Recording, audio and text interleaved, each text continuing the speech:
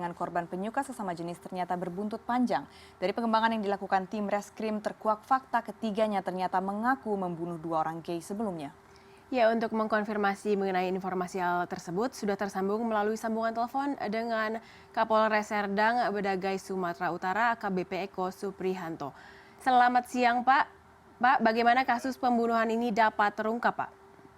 Ya, jadi berawal dari penemuan mayat tanggal 26 Mei 2016 yang lalu, yang kita ketahui bernama Muhammad Yusuf, kita mulai melakukan pengembangan terhadap kasus ini.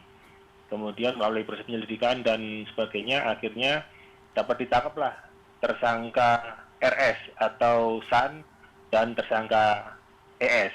Mereka berdua ini adalah pasangan penyuka sama jenis atau homoseksual yang memang tinggal serumah. Kemudian dari 2 orang ini kemudian dapat lagi ditangkap seorang anak berumur 17 tahun bernama MY. Nah, dari penyelidikan dan pemeriksaan terhadap ketiga tersangka terkuat juga bahwa mereka 2 diantaranya pernah melakukan juga pembunuhan sebelumnya di tahun 2013 dan tahun 2015. Di tahun 2013 itu dengan korban Legimin, kemudian di tahun 2015 dengan korban Subrata.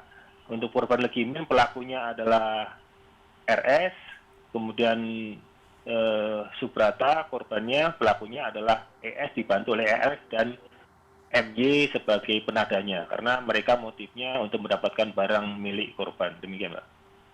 Iya, Pak Eko, dari penyelidikan sementara, adakah laporan dari masyarakat yang mungkin kehilangan anggota keluarganya dan yang mengindikasikan jumlah korban bertambah terkait dengan kasus ini? Karena sebelumnya kan kemudian terkuak ada kasus dari tahun 2013 dan 2015, Pak Eko. Ya, untuk sementara belum ada. Jadi 2 LP di tahun 2013 itu memang ada LP-nya, ada laporan polisinya. Yang pertama itu di Polsek Perbaungan, yang kedua di Polsek Pantai Cermin, dua-duanya di wilayah Serdang Bedagai. Dan waktu itu kita kekurangan alat bukti untuk mengungkap.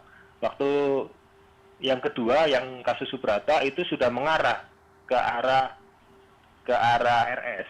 Jadi RS ini setiap kali melakukan kejahatan kita sudah melihat ada semacam signature of crime. Artinya dia selalu menghubungi kembali pihak keluarga, dia bawa-bawa berduka gitu, memberikan SMS. Nah itulah kemudian modusnya juga membunuh dengan menggunakan pisau, sangat sadis. Itulah kita mengarah kepada RS waktu itu. Tapi karena tidak cukupnya alat bukti, jadi kita belum bisa menangkap saat itu.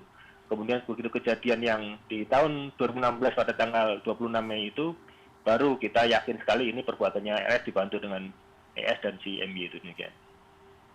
Ya, Pak, terkait dengan 2 kasus yang sebelumnya, apakah ini akan menambah keterlibatan tersangka lain gitu, Pak? Mungkin sekarang sudah bertambah 1, tapi apakah akan ada tersangka-tersangka lain, Pak? Kalau tersangka lain paling dia turut membantu. Contohnya karena barang-barang milik korban seperti sepeda motor ini dijual ke tempat lain, ke orang lain. Nah inilah mereka paling sebagai penadanya 480.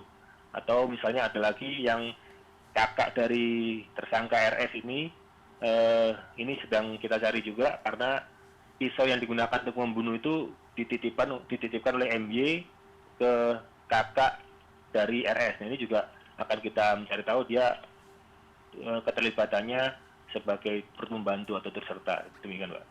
Ya, terima kasih atas informasinya Bapak Eko Suprihanto selaku AKBP di Kapolres Serdang Bedagai.